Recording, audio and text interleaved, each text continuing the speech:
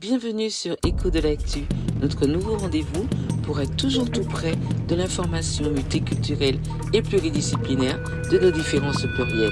Notre soleil du jour s'appelle Max Jacob, il est danseur, chorégraphe et plus. Salut Max. Bonjour. Et là tu as un nouveau spectacle et une nouvelle pièce, donc danser. Une pièce chorégraphique. Et qui sera présentée dans le cadre du Festival du mois créole, samedi 12 octobre. Théâtre 13 à 18h. D'accord. Ouais. Une pièce qui s'appelle Décabouillage. Alors tu écris comment? D-E-K. D-E accent aigu. Oui. K-A-B-O-U-Y-A-J. D'accord. Alors c'est un néologisme, mais à partir du mot kabouya, qui est un nœud, c'est un nœud végétal avec lequel on capturait les lézards. D'accord. Donc les andolis, oui. Mais par extension, on peut dire par exemple, nous prions kabouya. D'accord. On est empêtré dans des liens, des nœuds, et le décabouillage, ça serait enlever, se défaire de ces nœuds.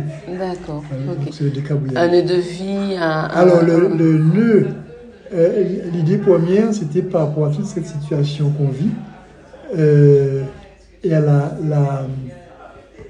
la permanence de cette problématique de la décolonialité. Donc c'est quelque chose qui est très lié aux Antilles. Aux Antilles, à la Nouvelle-Calédonie. D'accord, toute l'outre-mer. Ah d'accord, pas que l'outre-mer, toute l'histoire. Voilà, oui. D'accord, toute situation. Toute situation coloniale. Oui. Mais là, c'est fait, déjà c'est fait artistiquement, mais du point de vue corporel, du point de vue esthétique. C'est-à-dire, c'est un chemin de décolonialité par l'esthétique, par le corps, et comment approfondir cette gestuelle de marronnage, cette gestuelle de marronnage qui est inspirée du Goka. Quand tu nous dis gestuelle de marronnage, justement... Donc, c'est-à-dire, c'est ne pas emprunter les chemins qu'on serait tenté d'emprunter, de par notre situation, de par l'assimilation. On veut faire... on veut... si tu veux, reproduire une situation, un schéma assimilationniste et adopter une gestuelle qui serait plus occidentale. Donc tu veux dire qu'on n'aura pas d'arabesque, par exemple? Voilà, donc c'est trouver ce côté sauvage, mais en même temps, sauvage, quand je dis sauvage, sensible, sauvage, authentique. D'accord. Qui vient du plus profond du corps.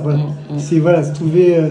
Ça ne veut pas dire non plus qu'il n'y a pas des influences autres, puisque c'est quand même une démarche qui s'inspire du Goka, mais en même temps qui a des influences diverses. Oui. Voilà. D'accord. Et comment tu as eu l'idée de ça? Alors, au départ, j'ai eu.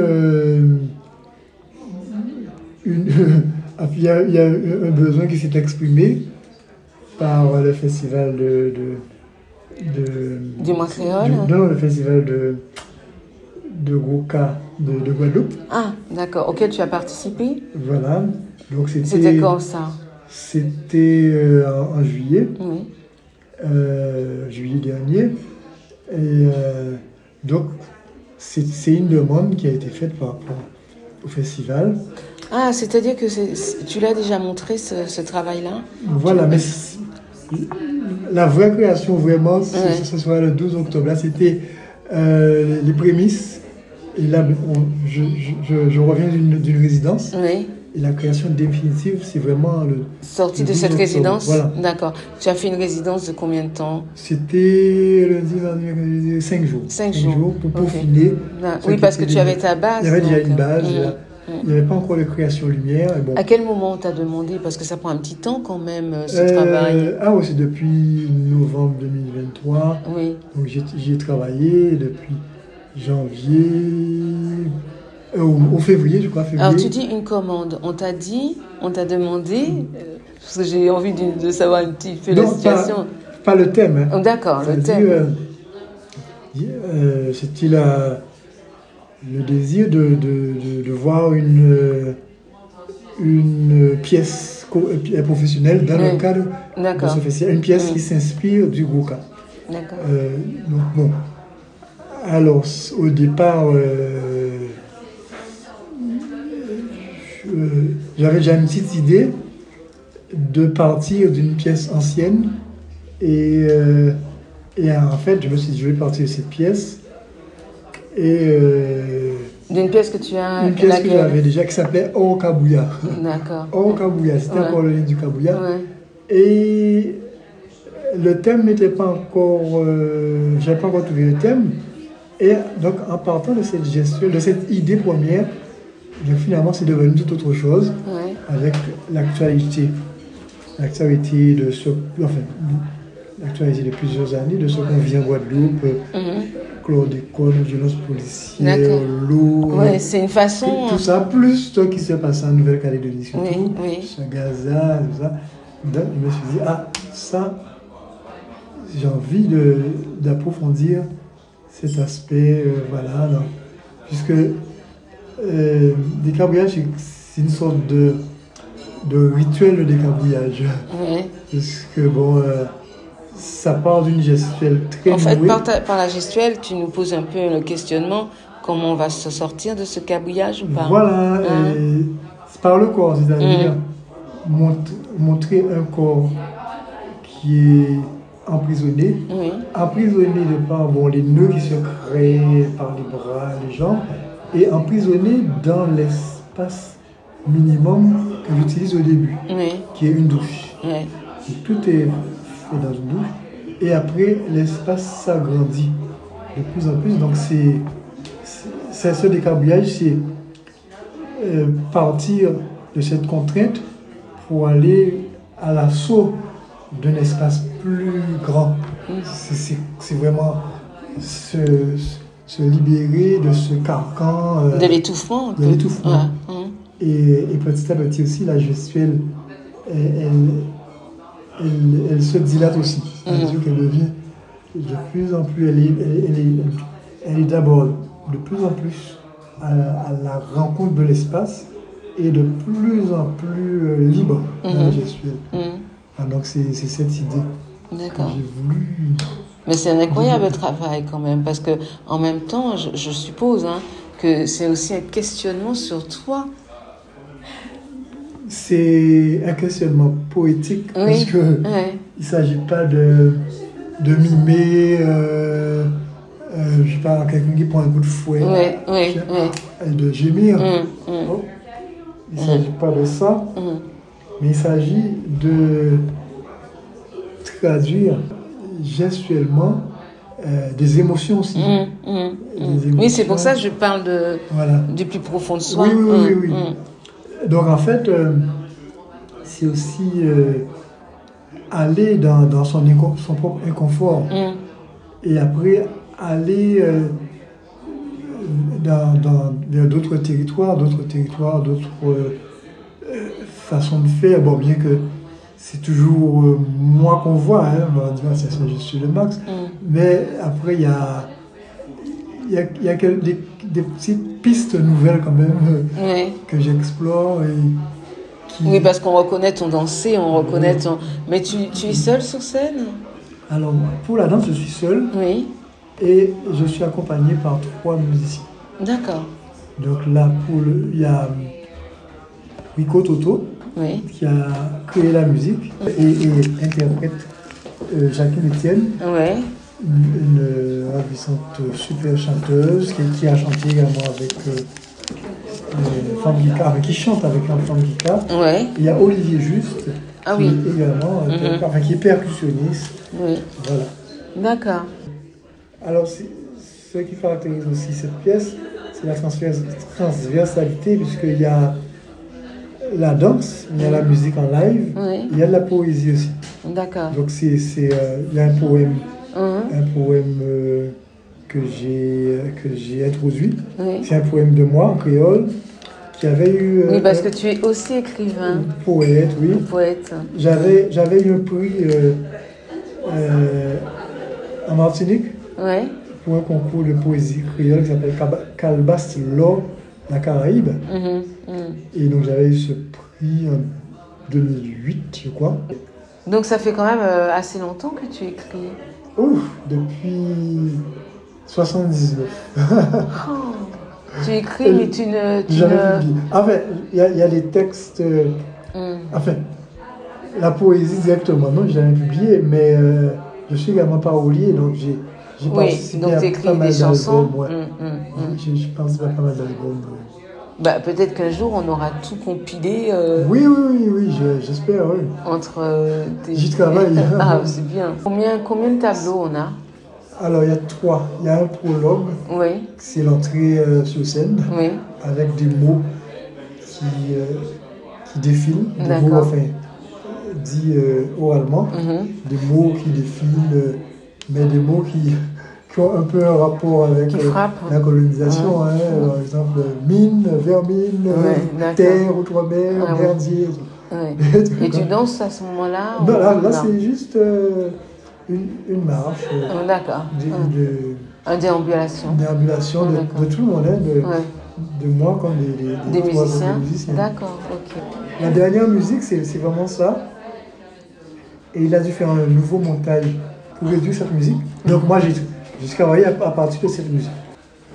Comme c'est elle que je sentais, j'avais pas encore, quand j'ai commencé à travailler, j'avais pas encore toute la gestuelle, mais je sentais que c'était ça, c'était une intuition. Donc je me suis calé sur cette musique. Parce que normalement, avec Rico, quand on travaille sur un truc vierge, on travaille sur un terrain vierge, c'est-à-dire Vous êtes habitués à travailler ensemble? Ah oui, depuis 2014. Ah oui, d'accord, 10 ans alors. C'est la 4e collaboration. D'accord. Et donc, j'essaie des trucs au niveau gestuel, des fois sans musique. Oui.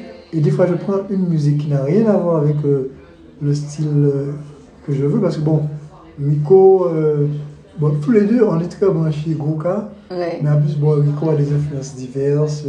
Ça peut être pygmée, ça peut être toutes sortes de trucs. Et donc, il me dit, propose-moi ce que tu veux, mais surtout l'ambiance que tu veux. Parce que ça peut être un truc nawa qui n'a rien à voir avec le Goka, mais si c'est l'émotion que je sens, ou bien si par exemple, il y a un solo, où il y avait c'était un Norvégien qui faisait du jazz avec des sons, c'était un milieu très spirituel, très étiré, très étiré. Là, c'est cette atmosphère que je veux. Et bon, il n'a pas imité le compositeur, mais il en a fait autre chose, en se basant sur l'émotion. De même qu'il y avait les suites de Bach. Et bon, après on n'a pas pris les suites de Bach, mais c'est et tout ça pour lancinant. Tout ça pour cette pièce là? Non, ça c'était l'autre pièce, d'accord. Ce qui change avec cette pièce, c'est que là, c'était une musique déjà faite. Et je me suis calé sur cette musique parce que je sentais que c'était ça. C'est une musique qu'il avait déjà faite. C'était sa musique, mais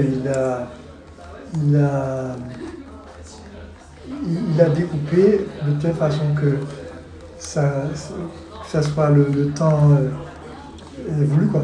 Et il intervient dessus, c'est-à-dire qu'il y a une bande son, il y a une bande son qui est ce qu'il a enregistré, et les musiciens interviennent dessus. D'accord. C'est-à-dire le percussionniste. Il intervient avec ses baguettes, avec son tambour aussi. La chanteuse fait des voix supplémentaires, des mélodies, d'autres mélodies aussi qui vont avec la musique. Et lui, il rajoute des plages au clavier. En fait. Voilà. Mais c'est un sacré travail de complicité quand même. Ah ben oui. Surtout, il faut qu'il soit à mon écoute pour que ça corresponde à ce que j'exprime, pour que ce ne soit pas trop chargé non plus. Quelle est pour toi la plus grosse émotion que tu retiens de ce travail? la plus grosse émotion que je retiens de ce travail, c'est les émotions qu'a fait naître le sentiment d'enfermement. Ah. D'enfermement. Et en fait, en même temps, c'est des émotions contradictoires parce que il y a, dans cette première partie, il y a à la fois l'émotion d'être prisonnier, d'être enfermé dans quelque chose. Et en même temps, il y a la volonté de sortir. Est-ce que ton résultat est à la hauteur de ce que tu voulais traduire? Parce que c'est toujours une expression. Bon, pour l'instant, j'ai pas trop de recul. Ouais. Mais je suis assez satisfait de l'enchaînement des choses. D'accord. Après, enfin, de l'évolution plutôt des choses. Après, bon, je suis un perfectionniste. Oui. La résidence m'a permis aussi de peaufiner et de trouver d'autres chemins. Ouais. Enfin, d'autres chemins. À peine sur les petits passages, hein. Ouais. Les différents aspects de la création. Il y a le côté formel, c'est-à-dire la gestuelle, la préciser. Oui. Il y a le bigidi, il y a les déséquilibres. Mais il y a ça, il y a l'utilisation de l'espace, comment j'utilise l'espace et tout ça. Être précis dans l'utilisation de l'espace. Il y a la relation avec la musique. Voilà. Quel moment, quand c'est trop chargé, quand ça nécessite des silences. La quantité de gestuelle, quand je peux élaguer.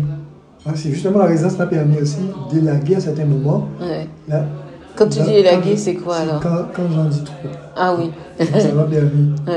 Des fois, de faire peser quelque chose, sous-entendu par la présence juste, le prolongement de quelque chose, le prolongement d'une montée, ou bien ce qui précède la montée, qui précède la silence. Et donc, comme ça, on voit la montée encore. Quand tu en dis trop avec ton corps, c'est ça? Tes mouvements? Par exemple, tu mets trop de sauts et tu te considères que là, il n'y a pas mal. Saut ou quoi que ce soit. Ouais. Il faut besoin de.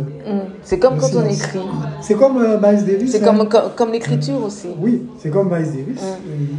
Au début, il faisait beaucoup de notes. Ouais. Après, il a commencé à faire moins de notes. Ouais. Comme un fameux pianiste de jazz, Thelonious Monk. Voilà. C'est comme notre maître vélo. Oui, aussi. Oui. Qui avait des montées en puissance dans le tambour. Et après, quelquefois, qui se contentait de souligner des accents du chanteur et qui jouait entre. Est-ce que c'est pas aussi l'expérience qui fait ça? Ben voilà, et au fur et à mesure, l'âge, la sagesse. Je suis plus tout jeune. Oui, mais la sagesse. La sagesse. Oui, la sagesse. Donc il y a ça, il y a ce qu'on appelle la dramaturgie, parce qu'en danse, il y a une dramaturgie du corps. C'est-à-dire, qu'est-ce que tu dis avec ton corps, et est-ce que là tu ne le dis pas trop tôt, et est-ce qu'il ne faut pas que ça monte pour que tu le dises à la fin. Enfin, c'est des considérations comme ça. Merci de votre écoute et n'oubliez pas, afin de nous suivre, #EKODELAKTU, Écho de l'actu. Pour bien nous dire au revoir, je vous propose d'écouter First Odyssey, Décabouillage. C'est une composition de Rico Toto.